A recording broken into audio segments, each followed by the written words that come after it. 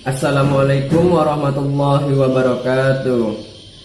Bismillahirrahmanirrahim. Hamdan wa syukranillah, amma ba'd.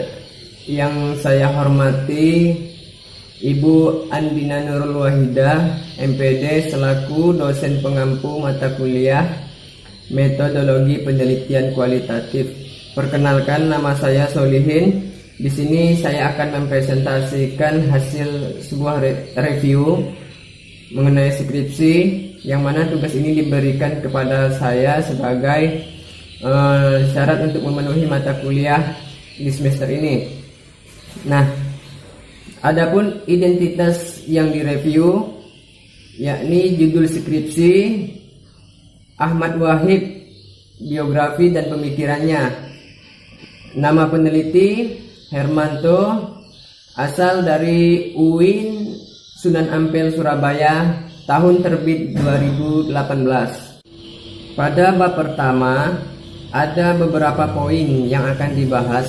Yang pertama mengenai permasalahan yang menjadi perbincangan sehingga menarik untuk diangkat dalam sebuah skripsi, yakni sebuah karya Ahmad Wahid, sebuah buku yang berjudul Pergolakan Pemikiran Ahmad Wahid, yang mana buku ini berisi tentang catatan-catatan harian beliau mengenai pemikiran Islam.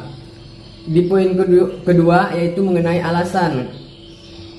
alasan penulis ingin mengangkat judul ini, yakni ingin mengetahui lebih dalam tentang pemikiran Islam yang memiliki nilai-nilai historis yang tinggi sehingga memiliki dampak bagi perkembangan pemikiran pada masyarakat.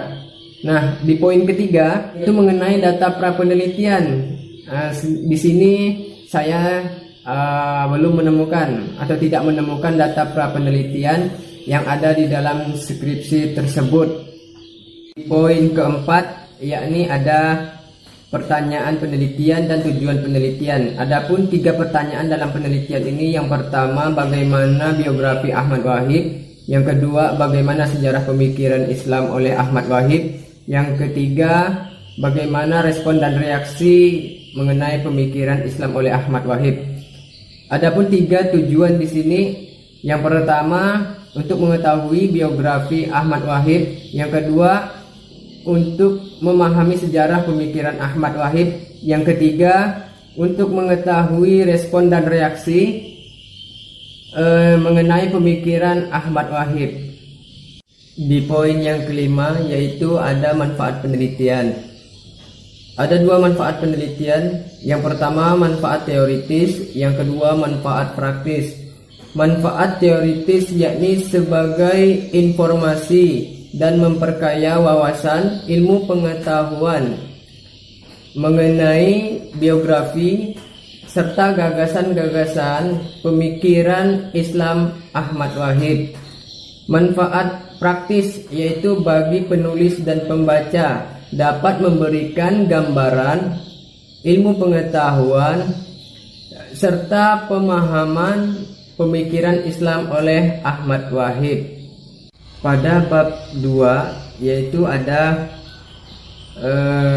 kajian pustaka, yakni yang pertama landasan teori, bisa dilihat dari tabel yang ditampilkan.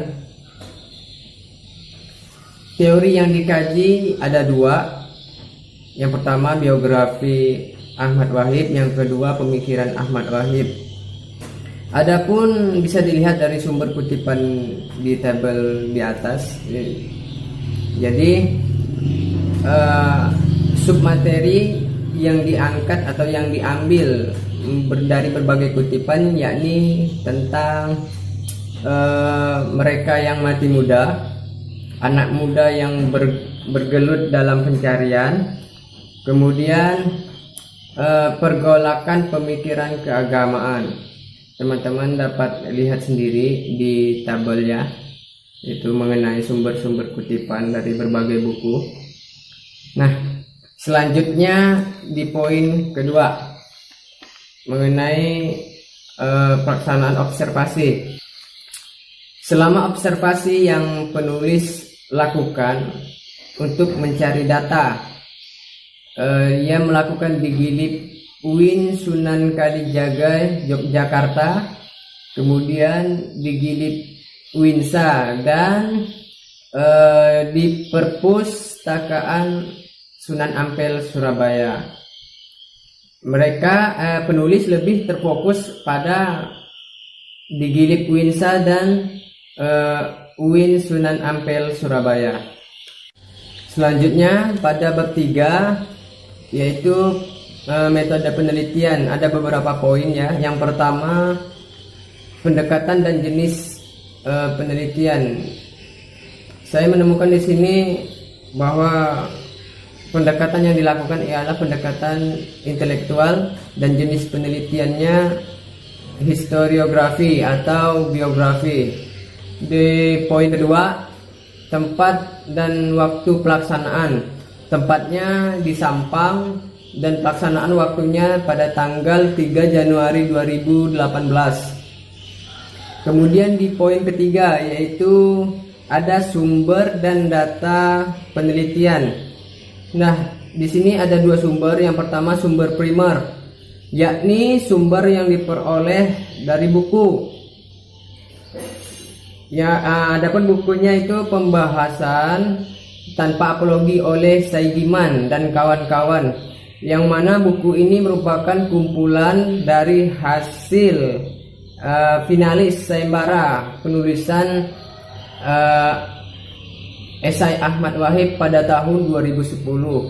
Kemudian data sekunder, yakni data yang diperoleh penulis dari berbagai sumber tambahan, yang mana ditulis di sini yaitu artikel, terus jurnal, kemudian koran, paper, dan interview, wawancara. Nah, begitu. Baik, adapun di sini selain poin-poin tersebut, ada poin berikutnya yaitu teknik pemeriksaan keabsahan data. Ada dua teknik ya di sini saya temukan, yakni teknik inter dan teknik ekster. Kemudian teknik analisis. Nah, yang dipakai di sini adalah teknik dokumentasi dan wawancara. Baik, mungkin itu saja yang dapat saya sampaikan. Kurang lebihnya saya mohon maaf. Akhirul kalam, billahi taufiq wal hidayah. Wassalamualaikum warahmatullahi wabarakatuh.